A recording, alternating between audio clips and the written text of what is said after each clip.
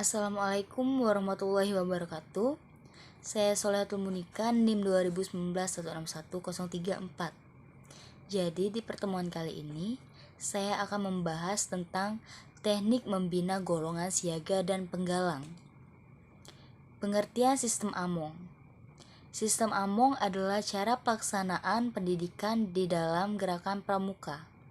Sistem Among merupakan hasil pemikiran Raden Mas Suwardi Suryaningrat atau yang kita kenal sebagai Ki Hajar Dewantara, Bapak Pendidikan dan pendiri perguruan Taman Siswa. Sistem Among merupakan pendidikan yang dilaksanakan dengan cara memberikan kebebasan kepada peserta didik untuk dapat bergerak dan bertindak dengan leluasa, dengan sejauh mungkin menghindari unsur-unsur perintah keharusan paksaan dengan maksud untuk menumbuhkan dan mengembangkan rasa percaya diri, kreativitas dan aktivitas sesuai dengan aspirasi peserta didik. Sistem Among mewajibkan pembina pramuka melaksanakan prinsip-prinsip kepemimpinan sebagai berikut. Yang pertama, ing ngarso sung tolodo, maksudnya di depan menjadi teladan. Yang kedua, ing madya mangun korso, maksudnya di tengah-tengah mereka pembina membangun kemauan. Yang ketiga, tut uri handayani, maksudnya dari belakang pembina memberi daya atau kekuatan atau dorongan dan berpengaruh yang baik ke arah kemandirian. Dalam melaksanakan tugasnya, pembina pramuka wajib bersikap dan berperilaku. Yang pertama, cinta kasih kejujuran, keadilan, kepantasan, keprasahajaan atau kesederhanaan, kesangguhan berkorban, dan kesetiakawanan sosial. Yang kedua, disiplin disertai inisiatif. Yang ketiga, bertanggung jawab terhadap diri sendiri, sesama manusia, negara, dan bangsa. Sistem Among dalam gerakan pramuka memberi kesempatan kepada peserta didik untuk mengembangkan pribadinya, bakatnya, kemampuannya, cita-citanya. Pembina pramuka sebagai pamong hanyalah menjaga, membenarkan, meluruskan, mendorong, memberi motivasi, tempat berkonsultasi dan bertanya. Peserta didik harus diperlakukan dan dihargai sebagai subjek pendidikan, bukan hanya sebagai objek pendidikan belaka yang hanya bergiat kalau disuruh pembinanya, tetapi mereka diberi kebebasan untuk bergerak dan bertindak dengan leluasa, agar tumbuh rasa percaya diri, agar berkembang kreativitasnya sesuai dengan aspirasi mereka. Kegiatan kepramukaan dengan menggunakan sistem Among dilaksanakan dalam bentuk kegiatan nyata, dengan contoh-contoh nyata, dimengerti dan dihayati atas dasar minat dan karsa para peserta didik. Pembina pramuka harus mampu menjadi contoh atau teladan peserta didiknya.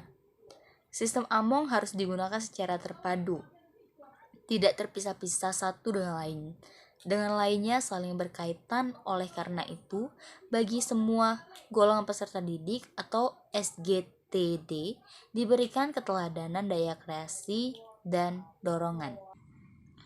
Peserta didik dibina sesuai dengan minatnya untuk bekal mengabdi dan berkarya melalui proses. Yang pertama, learning by doing, belajar sambil bekerja.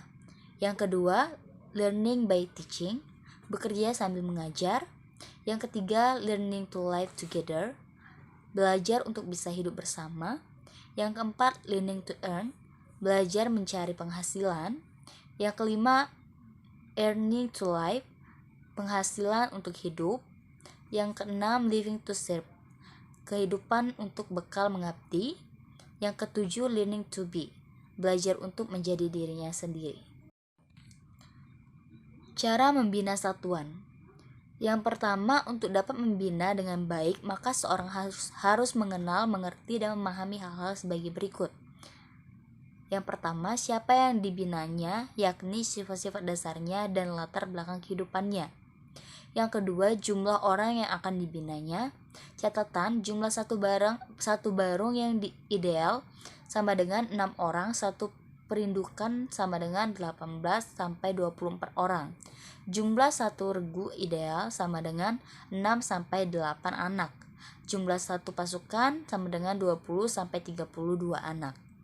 Jumlah satu sangga yang ideal sama dengan 4-8 orang.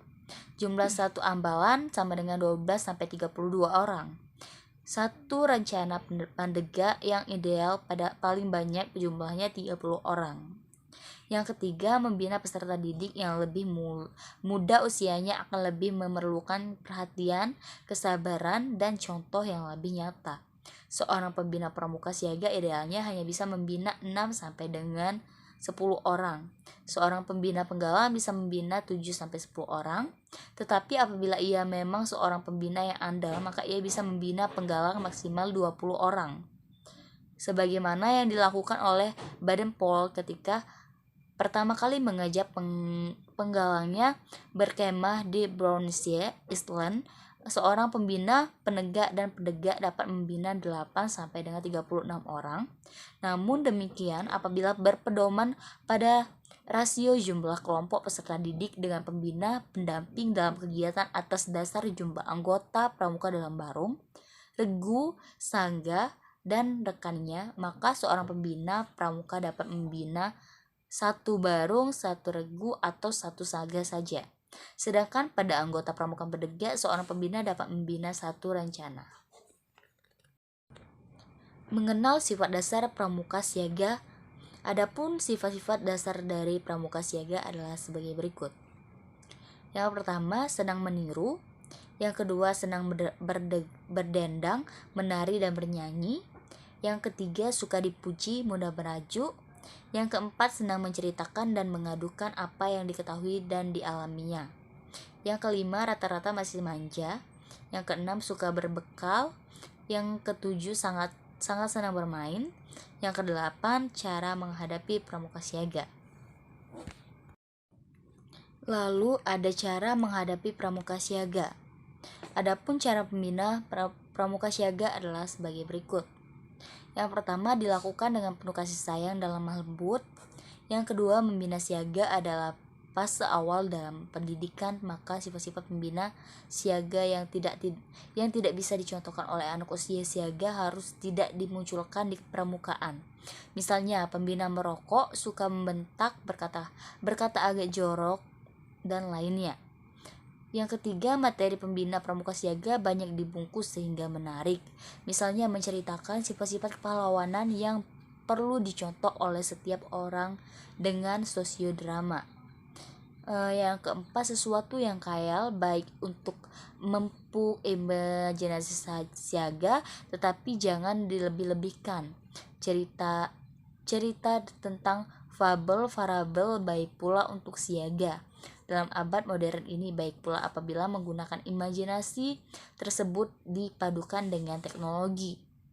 Yang kelima, permainan perang-perangan tidak cocok untuk kejiwaan siaga. Yang keenam, siaga harus sudah diperkenalkan secara nyata bagaimana setiap hari berbuat kebaikan baik dalam latihan maupun melalui pesan pembina untuk melaksanakannya di rumah. Yang kedelapan, siaga diperlukan aturan-aturan kekeluargaan dan cara-cara yang baik tentang bagaimana mematuhi ayah ibundanya. Yang kesembilan, untuk melatih kreativitas siaga, otak belahan kanan, maka akan sangat baik mereka ditugasi membuat lagu sederhana atau jingle, tarian, menulis pengalaman, atau mengarang atau membuat yel yang menyemarahkan kasih sayang. Ada pula sifat-sifat dasar pramuka penggalang. Adapun sifat-sifat pramuka penggalang adalah sebagai berikut. Yang pertama, sebagian sifat-sifat siaga masih ada terbawa atau variatif tergantung masing-masing anak. Yang kedua, senang bergerak, senang mengembara. Yang ketiga, usil, lincah, senang mencoba-coba. Yang keempat, mulai menyukai atau ingin dekat dengan lawan jenis. Yang kelima, suka dengan sifat-sifat kepahlawanan. Yang ketujuh, suara sudah mulai pecah atau parau bagi penggalang putra. Lalu ada cara pembina pramuka penggalang. Adapun cara pembina pramuka penggalang adalah sebagai berikut. Yang pertama, dapat menggunakan sebagian cara-cara dalam membina siaga atau sifatnya situasional. Yang kedua, kegiatan yang menantang, pengembaraan atau hiking, climbing, camping, rowing, rafting, orienteering. paling disukai penggalang, namun demikian harus dipersiapkan dengan teliti faktor keamanannya dan tidak boleh terlalu sering dilakukan. Yang ketiga, kegiatan yang mengacu kedisiplinan sangat penting diberikan, atau misalnya berjenis-jenis PBB dan upacara. Yang keempat, rewards dan punishment mutlak harus dilakukan dan ditegakkan. Yang kelima, kehidupan penggalang ada diregu. Oleh karena itu, kekompakan, kreativitas, dan disiplin beregu harus dipelihara. Yang keenam, pembina penggalang tidak boleh seenaknya membuat acara latihan menurut keinginannya sendiri, tetapi harus tahu kebutuhan penggalang dan bertanya kepada mereka latihan apa yang diinginkan, atau ask the boys. Walaupun ketentuan ada di tangan pembina, karena pembina sangat tahu akan dibawa kemana arahnya.